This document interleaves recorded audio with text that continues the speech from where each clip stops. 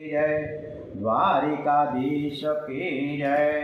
ओम विघ्नेश्वराय वरदाय सुरप्रियाय लंबोदराय सकलाय जगद्विताय नागाननाय श्रुतियज्ञविभूषिताय गौरीसुताय गणनाथ नमो नमस्ते। श्री गम गणपते नमो नमः। श्री रामचंद्र भगवान की जय। हनुमान जी महाराज की जय। गायत्री माता की जय। श्री सोमनाथ महादेव की जय। श्री भारत माता की जय। वंदे वेद मातरम वा। स्कंद नवमो। श्री भागवत भगवान जी महाराज की जय। करारविंदेन पदारविंदम मुखारविंदे विनुवेशयन्तं वटसपत्रस्य पुटेशयानं बालं मुकुन्दं मनसा स्मरामि।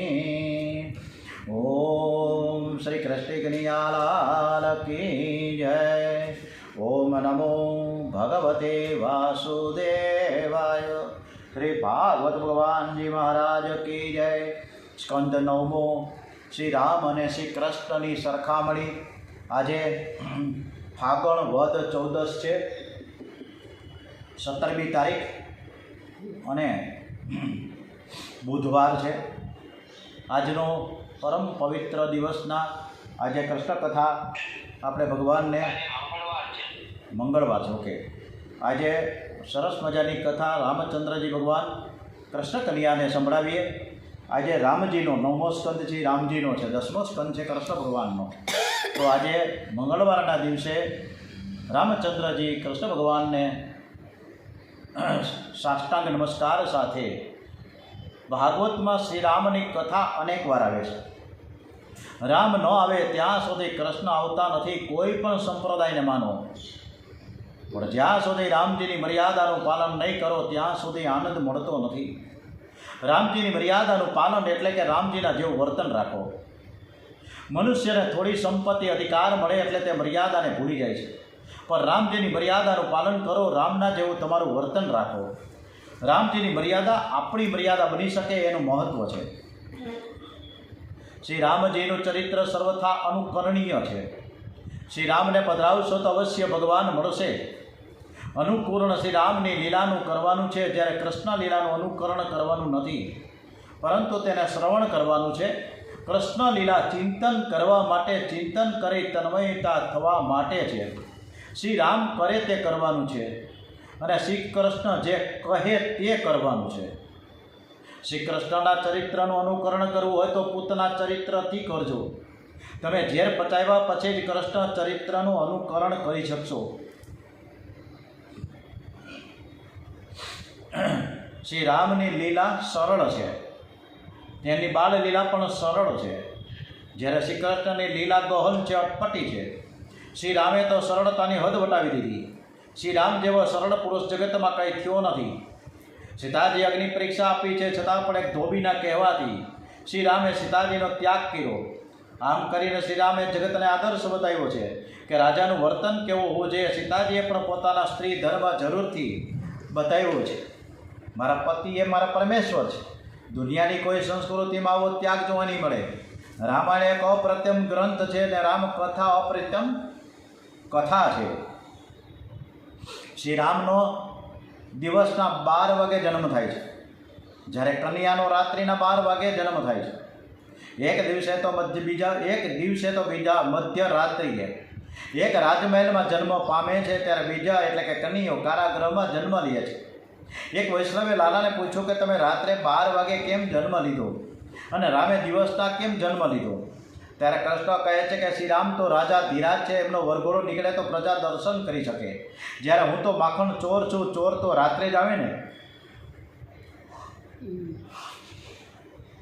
શ્રી રામને ઓળખવા સહેલા છે, કૃષ્ણને ઓળખવા કઠણ છે, પરંતુ શ્રી રામની મર્યાદાને જીવનમાં ઉતારવી કઠણ છે।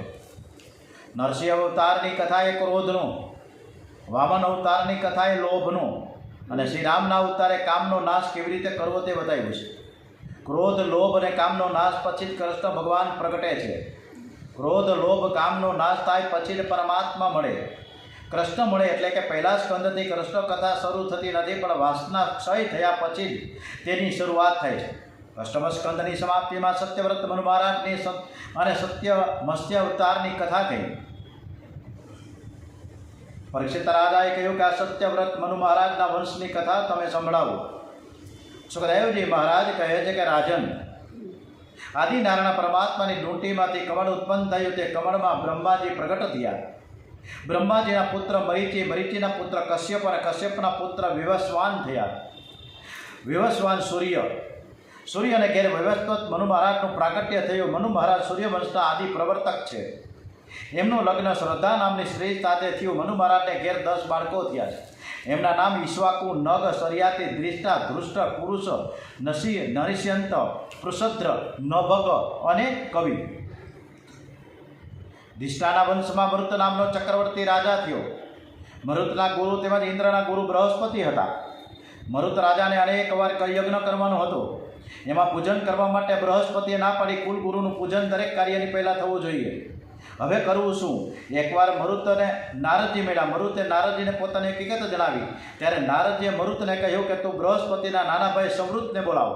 એ પણ ગુરુ જેવા જ ગણાય, યજ્ઞ તો કરો જ. રાજાએ સમૃદ્ધ યોગીનો કોઈ પત્તો નથી એમ જણાવ્યું. નારદજી કહે સમૃદ્ધ યોગીનો પત્તો હું તમને બતાવીશ, પણ તું મારું નામ લેતો નહીં. અનેક વાર જ્ઞાની પુરુષોને સંસારની બીક લાગે છે. સંસારના સ્ત્રી પુરુષોનો સંગ થાય તો બ્રહ્માકાર વૃત્તિનો ભંગ થાય છે. અને તેથી નારદજી આવી સાવધ વાણીથી વિચારે છે.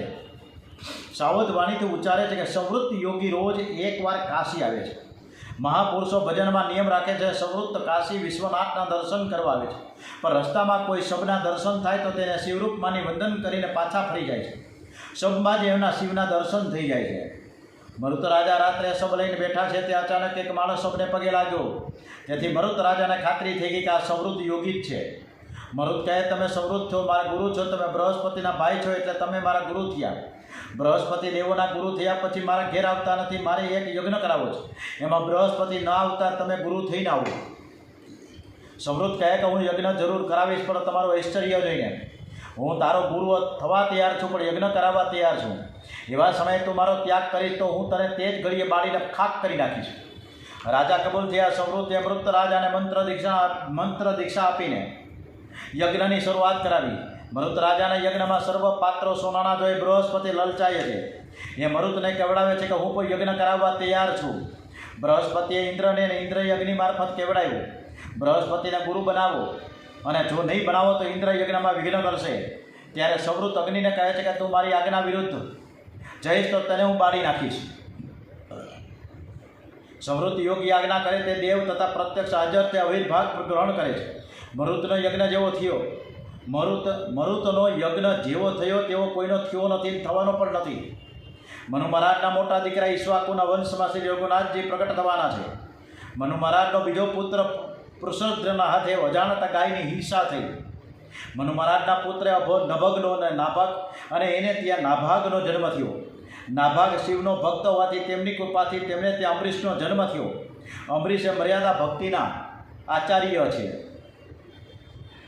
હવે સુખદેવજી મહારાજે અમરીશ રાજાની કથા કહી છે. ભાગવતમાં કોઈ રાજાની કે રાણીની કથા નથી. ભાગવતમાં પરમહંસની કથા છે. અમરીશ મહારાજ રાજમહેલમાં પરમહંસ જેવું જીવન ગાળે છે. પરમહંસ એટલે કપડાં ભગવા કર્યા છે એવું નથી, ભક્તિના રંગે રંગાયેલા છે. અમરીશ જેવો ભગવાનનો મહાન ભક્ત કોઈ થયો નથી. એ પોતાના સર્વ અંગોનો ઉપયોગ પરમાત્મા માટે જ કરે છે. એનું મન શ્રી કૃષ્ણના ચરણ કમળમાં, વાણી ભગવત ગુણોનું વર્ણન કરવામાં, હાથ હરિમંદિરને સાફ કરવામાં, પગ ભગવાનના મંદિરોની પગપાળા યાત્રા કરવામાં, કાન ભગવાનની કથા સાંભળવામાં, આંખો મુકુંદ ભગવાનની મૂર્તિના દર્શન કરવામાં મસ્ત રહેતા. ભગવત સેવામાં જે શરીરને ઘસાવે છે તેનું દેહ અભિમાન ઓછું થાય છે. કાંકરોલીમાં જે દ્વારિકાનાથ બિરાજે છે તે અમરીશ રાજાના ઠાકોરજી છે. એમના ઈષ્ટદેવ દ્વારિકાનાથ છે. તેઓ રાજા હોવા છતાં પણ ઠાકોરજીની સેવા જાતે કરે છે. ભોજન કરે તેનું પેટ ભરાય, પરંતુ ભજન કરે સેવા કરે તો તેને ફળ મળે છે. અમરીશ રાજા ભગવાનના દર્શન કરવા જાય છે ત્યારે ઉઘાડા પગે અને ચાલતા જાય છે. એવો મહેલના વૈભવની વચ્ચે પણ સંન્યાસી જેવું જીવન જીવે છે. મનુષ્યની અમરીશ રાજા જેવી ભક્તિ ન થાય તો કંઈ નહીં, પરંતુ તેમનું અનુકરણ તો જરૂર કરવું જોઈએ.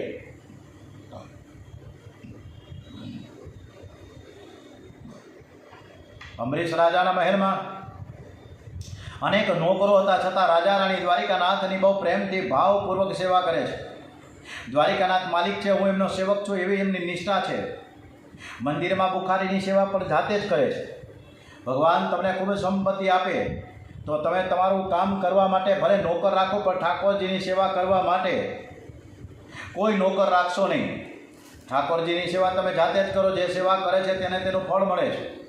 4 વસ્તુમાં બદલી નહીં ચાલે: ભોજનમાં, મરણમાં, પરણવામાં અને ઠાકોરજીની સેવાની બદલી નહીં ચાલે. આ ચારે ચાર કામ જાતે જ કરવા પડે છે. શાસ્ત્રોમાં એવું લખવામાં આવ્યું છે કે અમરીશ રાજાના ઠાકોરજી તો 52 મણ મરી આરોગ્ય થા. જો 52 મણ મરી આરોગ્ય તો બીજી સામગ્રી કેટલા મણ થાય? રાજા સુંદર સામગ્રી બનાવીને દ્વારિકાનાથને આરોગ્ય આવે છે. પ્રભુના એ પ્રસાદને ગરીબો, પવિત્ર બ્રાહ્મણો, સાધુઓને વહેંચી દે છે. આમ રાજા અમરીશ સંપત્તિનો સદુપયોગ કરે છે. એકવાર અમરીશ રાજાએ શ્રી કૃષ્ણની આરાધના કરવા માટે 1 વર્ષ સુધીનું એકાદશીનું વ્રત કરવાનો નિશ્ચય લીધો. એકાદશીનું વ્રત સર્વ વ્રતોમાં શ્રેષ્ઠ છે. એનું વ્રત વિધિપૂર્વક કરવું જોઈએ. બને તો એકાદશીનું વ્રત નિર્જળા કરવું જોઈએ. જો તેમ ન થઈ શકે તો એકાદશી દૂધ ઉપર કરો, ફળ ઉપર કરો. એકાદશીના દિવસે બહુ ભૂખ લાગે તો 2-3 વાર દૂધ પીવું. દૂધ અને ફળ ઉપર એકાદશી કરે તેને એકાદશીનું ફળ મળે છે. મોરૈયાને કઢી ખાય તેને કશું જ ફળ મળતું નથી. દાળ ભાત ખાનારાઓને કોઈ જ પાપ લાગે છે. એકાદશીના 2 પ્રકાર છે: નિષેધ વ્રત અને પરિપાલન વ્રત. એકાદશીનું વ્રત 3 દિવસનું હોય છે. દશમના દિવસે એકવાર સાદું સાત્વિક ભોજન કરવું. એકાદશીના દિવસે વ્રત બરાબર કરે, રાત્રે જાગરણ કરે, દ્વાદશીના દિવસે એકવાર ભોજન કરે. આમાં 3 દિવસના વ્રતમાં એટલી બધી શક્તિ છે કે તેનું પુણ્ય તમને 11-12 દિવસ સુધી પાપ કરતા અટકાવશે. એકાદશી સમાન શ્રેષ્ઠ કોઈ વ્રત નથી. જો તમે વ્રત કરવાનો મક્કમ વિચાર કરશો તો ભગવાન જરૂર તમને શક્તિ આપશે. આપણા શાસ્ત્રોમાં તેવો લખ્યો છે કે એકાદશીના દિવસે અન્નદાન ન કરવું. અન્નદાન કરવું તે મહાન પાપ ગણાય છે. તે દિવસે અન્ન આપવું નહીં. અન્ન ખાનારને અને ખવડાવનારને બંનેને પાપ લાગે છે. અન્નમાં સર્વ પ્રકારના પાપ આવીને વસે છે. વ્યભિચારનું, બ્રહ્મ હત્યાનું અને ચોરીનું પાપ એકાદશીના દિવસે અન્નમાં આવતું હોવાથી જે ખાય અને ખવડાવે તેને માથે આ પાપ લાગે છે. એકાદશીના દિવસે જો તમારે ઘેર મહેમાન આવે અને મહેમાનને કહે કે હું 11 કરતો નથી, તો મહેમાનને હાથ જોડીને જય શ્રી કૃષ્ણ કરીને કહી દેજો કે મારે ઘેર આવ્યા છો તો એકાદશી ફરજિયાત છે. ભલે તેને ખોટું લાગે, ફરી તે તમારા ઘરે નહીં આવે. અમરીશ રાજાએ પણ વિધિપૂર્વક નિર્જળા એકાદશી કરી છે. કોઈ ગરીબ બ્રાહ્મણ માણસ નિર્જળા એકાદશી કરે છે તો તેમાં આશ્ચર્યની વાત નથી. રાજમહેલમાં બધું છે, છતાં અમરીશ રાજા એકાદશીનું વ્રત નિર્જળા કરે છે. તેથી સુખદેવજીને તે બહુ ગમ્યા છે. વ્રતના સમાપ્તિના દિવસે યમુનાજીમાં સ્નાન કર્યા પછી બ્રાહ્મણની પૂજા કરી દ્વાદશીના દિવસે દ્વારિકાનાથની સન્મુખ સુંદર સામગ્રી પધરાવી છે. અમરીશ મહારાજ દ્વારિકાનાથના જપ કરતા કરતા તેમને ભાવનાથી આરોગ્ય આવે છે. એ સમયે ઋષિ દુર્વાસા ત્યાં આવ્યા. અમરીશ રાજાએ સ્વાગત કર્યું અને કહ્યું કે મહારાજ, આપે બહુ કૃપા કરી, હવે ભોગની તૈયારી છે, પ્રસાદ લઈ પારણા કરો. દુર્વાસા ઋષિએ કહ્યું કે હજી મારું મધ્યાહન કર્મ બાકી છે, તે બધી વિધિઓથી નિવૃત્ત થઈને આવું છું. અમરીશ રાજાને એવો નિયમ છે કે તે 13 પહેલાં દ્વાદશીના દિવસે પારણા કરવા. અમરીશ રાજાએ કહ્યું આપ સંધ્યા કરીને જલ્દીથી પધારો. દુર્વાસા ઋષિએ આમંત્રણનો સ્વીકાર કર્યો છે. યમુનાજીમાં સ્નાન કરી દુર્વાસા મુનિ મધ્યાહન સંધ્યા કરવા બેઠા છે. અને સંધ્યામાં ઓમ ભૂર્ભુવઃ સ્વઃ તત્સવિતુર્વરેણ્યં ભર્ગો દેવસ્ય ધીમહિ ધિયો યો નઃ પ્રચોદયાત. ગાયત્રીનો જપ કરતા કરતા તન્મય થયા અને એને સમયનું ભાન ન રહ્યું. અમરીશ રાજા મૂંઝવણમાં મુકાઈ ગયા. બ્રાહ્મણોને જમવાનું નિમંત્રણ આપ્યું છે અને બ્રાહ્મણને જમાડ્યા પહેલાં જમાય નહીં, અને હું કંઈક લઉં તો નિયમનો ભંગ થશે અને બ્રાહ્મણોનું અપમાન થશે, અને જો કંઈ ન લઉં તો મારા વ્રતનો ભંગ થાય છે. દ્વાદશી પૂરી થવાને હવે થોડી પણ બાકી છે. બ્રાહ્મણોના કહેવાથી રાજાએ જળપાન કરી પારણા કર્યા છે. પછી શાંતિથી દુર્વાસા ઋષિની રાહ જોઈને બેઠા છે. દુર્વાસા ઋષિને સૂર્યનારાયણ માથે આવ્યા ત્યારે ભાન થયું કે બહુ મોડું થઈ ગયું છે. રાજાના વ્રતનો મેં ભંગ કરાવ્યો છે તે મનમાં વિચાર કરે, કદાચ રાજાએ પારણા કરી લીધા હશે. નાના મારા જેવા બ્રાહ્મણને આમંત્રણ આપ્યા પછી કેવી રીતે પારણા કરે એ વિચાર કરતાં કરતાં આવી પહોંચ્યા. અંબરીશ રાજાએ ઊભા થઈને સ્મિત સાથે ઋષિનું સ્વાગત કર્યું છે. દુર્વાસા મુનિ અનુમાન કર્યું કે વ્રતનો ભંગ થાય તો રાજા હશે નહીં. આ પ્રસન્ન દેખાય છે, તેથી મને એમ લાગે છે કે રાજાએ જરૂર પારણા કર્યા હોવા જોઈએ. દુર્વાસા મુનિનું અપમાન ખોટું ન હતું. રાજાએ પારણા તો કર્યા પણ પાણીથી કર્યા હતા. દુર્વાસા મુનિને એમ થતું કે રાજાએ જે ભોજન કર્યું હશે એટલે એમણે કહ્યું કે હે રાજન, તે મને નિમંત્રણ આપ્યું હતું પરંતુ મને જમાડ્યા પહેલાં તે જમી લીધું. તને ભક્તિનો અભિમાન છે કે શું? ત્યારે અંબરીશ રાજા કહે કે હે મહાત્મન, મેં તો માત્ર જળપાન કર્યું છે, મેં કંઈ ખાધું નથી. પરંતુ દુર્વાસા મુનિ તો ક્રોધમાં આવીને કંઈ સાંભળતા જ નથી. અને દુર્વાસા એટલે દુર્વાસના. જ્યાં દુર્વાસના હશે ત્યાં સુધી ક્રોધ છૂટશે નહીં. ક્રોધિત થયેલા દુર્વાસા ઋષિએ મસ્તકમાંથી એક કેસ ઉખાડીને જમીન ઉપર પસાડ્યો અને ભયંકર કૃત્યા નામની રાક્ષસી ઉત્પન્ન થઈ. તે કન્યાને ઋષિએ કહ્યું કે આ અંબરીશને તું માર. કૃતા જેવી અંબરીશ રાજાને મારવા જાય છે. કૃત્યા જેવી અંબરીશ રાજાને મારવા જાય છે ત્યાં સુદર્શન ચક્ર આવે છે અને આ ચક્રે કૃત્યાને બાળીને ભસ્મ કરી નાખી. અંબરીશ રાજા જાણતા ન હતા કે સુદર્શન ચક્ર ચારેય બાજુથી મારું રક્ષણ કરી રહ્યું છે.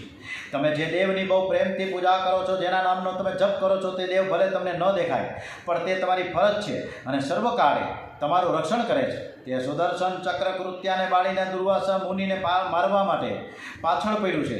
સુદર્શન ચક્રનું તેજ દુર્વાસા ઋષિથી સહન થયું નહીં. દુર્વાસા ઋષિ ચક્રથી બચવા સર્વલોક ફરી વળ્યા પણ ચક્ર તેમનો પીછો છોડતું ન હતું. અને એમ કરતાં કરતાં દુર્વાસા ઋષિ એમના ક્રોધી સ્વભાવના કારણે જ્યારે કોઈ રક્ષણ નહોતું આપતું એટલે દોડતા દોડતા વૈકુંઠમાં આવી પહોંચ્યા. ત્યાં નારાયણને કહે કે નારાયણ ભગવાનને કહે કે બચાવો બચાવો, અરે ભાઈ પધારો પધારો, તમે આટલા બધા ગભરાયેલા કેમ દેખાવ છો? ત્યારે ઋષિ કહે શું પધારો, તમારું ચક્ર મારી પાછળ પડ્યું છે, તમે મારું રક્ષણ કરો. ભગવાને કહ્યું હવે ચક્ર મારું રહ્યું નથી, અંબરીશનું થઈ ગયું છે.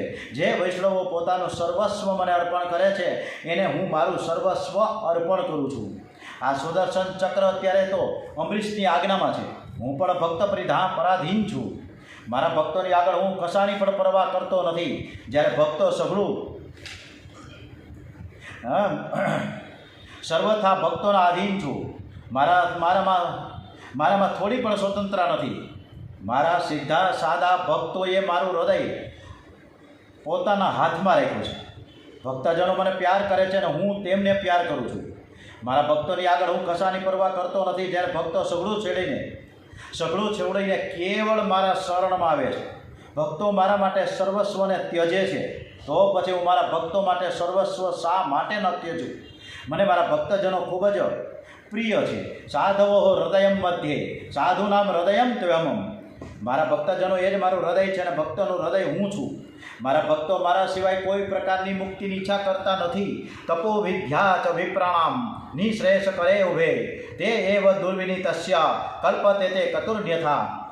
દુર્વાસાજીએ તપ અને વિદ્યા વિનયથી શોભે છે. વિનયનો સાથ ન હોય તો વિદ્યા વિનાશ કરે છે. જ્ઞાન કોઈને હલકો સમજવા માટે નથી પણ પરમાત્માના દર્શન કરવા માટે છે. આપ તો તપસ્વી છો, તમારી પાસે અનંત શક્તિ રહેલી છે, તેનો તમે દુરુપયોગ કર્યો છે. આપે વિના કારણે ક્રોધ કર્યો છે. આપ વિચારી જુઓ કે અંબરીશે કાંઈ ભૂલ તો નથી કરીને. એણે પોતાના વ્રતનું પાલન કરવા માટે ફક્ત જળપાન જ કર્યું છે. તમારે તેના પર ક્રોધ ન કરવો જોઈએ. તમારી ભૂલને કારણે જ આ ચક્ર તમારી પાછળ પડ્યું છે.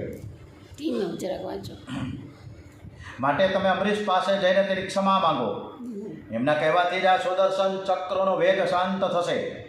દુર્વાસા ઋષિને પોતાની ભૂલનો ખ્યાલ આવતા જ એને પસ્તાવો થયો છે.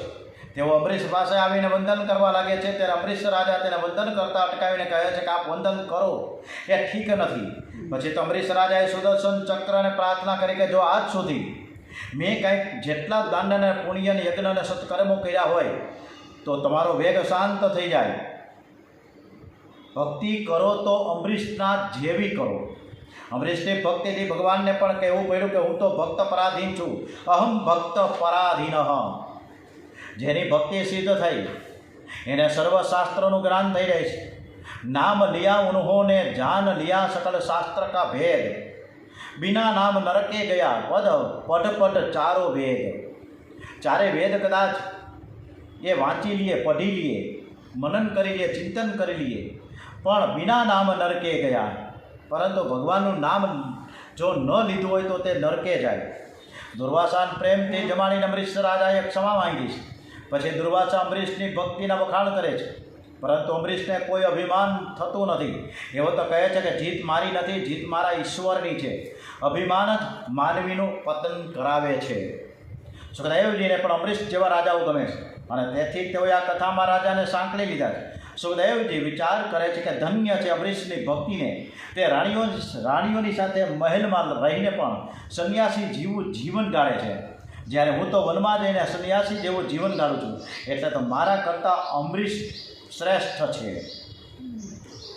આશા એ માનવીને મરતા સુધી નચાવે છે। મનુષ્ય મરતા સુધી આશા સેવતો હોય છે, પરંતુ તેને શી ખબર કે આશા તો ઠગારી છે। અંગમ ગલિતમ ફલિતમ મુંડમ દશન વિહીનમ જાતમ તુંડમ વૃદ્ધો યાતિ ગૃહીત્વા દંડમ તદ્યપિ ન મુંચંતિ આશા પિંડમ ભજ ગોવિંદમ ગોવિંદમ ભજ મૂઢમતે।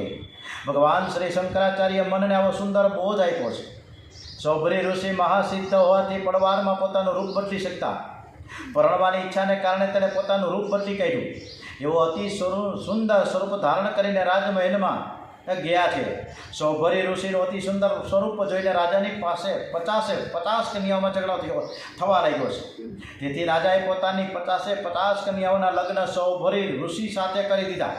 લગ્ન કર્યા બાદ ઘણા વર્ષો સુધી ભોગવે છે, પરંતુ પાછળથી તેની બુદ્ધિ જાગૃત થતાં ઘણો પસ્તાવો થાય છે। એને થયું કે આ મેં શું કર્યું, મેં મારા તપ ઉપર પાણી ફેરવી નાખ્યું। હવે તેમનો અભિમાન ઉગડી ગયો, પ્રભુની માયા મને શું કરી નાખવા છે એવો તેમનો ઘમંડ ઉડી ગયો। સૌભરી ઋષિ બધું જ છોડી વનમાં ચાલ્યા ગયા। એમની પત્નીઓ પણ પતિની પાછળ વનમાં ગઈ। સૌભરી ઋષિએ વનમાં ખૂબ જ કષ્ટદાયક તપ કર્યું। તે અગ્નિહોત્રીની સાથે જ પોતાના આત્માને પરમાત્મા સાથે જોડી દે છે। તેમની પત્નીઓ પતિની અધ્યાત્મ ગતિને જોઈને શાંત થઈને પતિના પ્રભાવથી મુક્તિ પામી છે। સૌભરી ઋષિ જગતને એવો બોધ આપે છે કે જેણે જન્મમાં સાધ્યની ભક્તિ કરવી હોય તો તેણે કામસુખ ભોગવનારના સંગનો ત્યાગ કરવો જોઈએ। કામસુખ ભોગવનારનો સંગ એ જ કુસંગ। કામી અને વિલાસી માનવો વચ્ચે રહીને બ્રહ્મજ્ઞાની થવું કઠણ છે। માનવી વચ્ચે રહીને માનવી થવું સહેલું છે। સત્સંગ ન મળે તો કાંઈ નહીં, પણ કામીનો સંગ ન કરો। અમરીશ રાજાને 3 પુત્રો હતા, વિરૂપ, કેતુમાન અને શંભુ। અમરીશ રાજાના વંશમાં અનેક રાજાઓ થઈ ગયા। પછી તો તે મનુ મહારાજના મોટા દીકરા ઈક્ષ્વાકુના વંશમાં શ્રી રામચંદ્રજીનું પ્રાગટ્ય થવાનું છે। ઈક્ષ્વાકુ રાજાના વિકુક્ષી, દંડક, નિમિ ઇત્યાદિ અનેક પુત્રો થયા। આ વંશમાં કુકસ્થ સાંભવત નામનો રાજા થયો।